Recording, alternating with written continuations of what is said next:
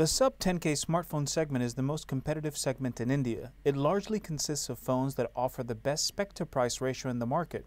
However, a majority of these devices are sold online only. This leaves a lot of space in the offline retail market which can be exploited. The Oppo Mirror 5 is a fine example. On paper, the phone lacks anything special when compared to category leaders such as the Xiaomi Mi 4i and company. But is the phone good enough to make its mark in offline retail?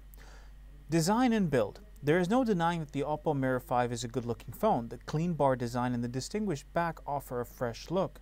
Even though the phone has a plastic exterior, the build quality is quite good. This is also partially due to the bimetallic frame it uses, which adds rigidity and sturdiness.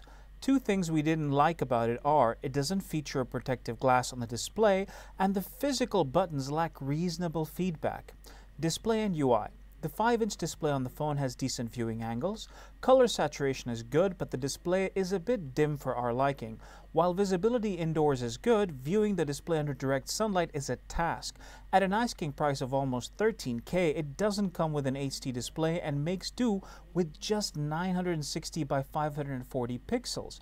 Also, the Mirror 5 doesn't have backlit navigation keys. On the other hand, Oppo's ColorOS has become more intuitive than it was last time we saw it on the Oppo Neo 5.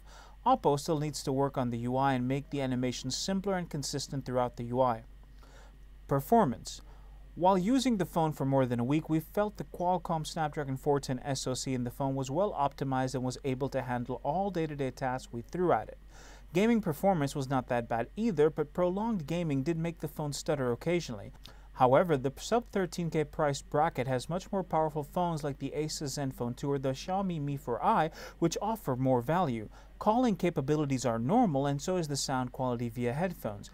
The rear speaker, on the other hand, could have been louder. Battery. Like the performance itself, the battery life is nothing groundbreaking. It is average at best and gives about 5 to 6 hours of screen time. In our normal battery test, the phone died in about 7 hours. Using the phone under normal day-to-day usage without gaming, and we found that it was able to last us till the evening. Camera. While most manufacturers have jumped onto bigger sensors, the Oppo Mirror 5 is still sporting a just about reliable 8-megapixel camera. Images taken showcase plenty of details, and the focusing distance and the dynamic range seem fine. Like many other phones, the color saturation is a bit on the warmer side. There is a 5-megapixel camera at the front, which takes very good selfies in ample lighting conditions. Overall, the camera is passable. Bottom line. On a day-to-day basis, the Oppo Mirror 5 is able to do almost every task a mere smartphone could do.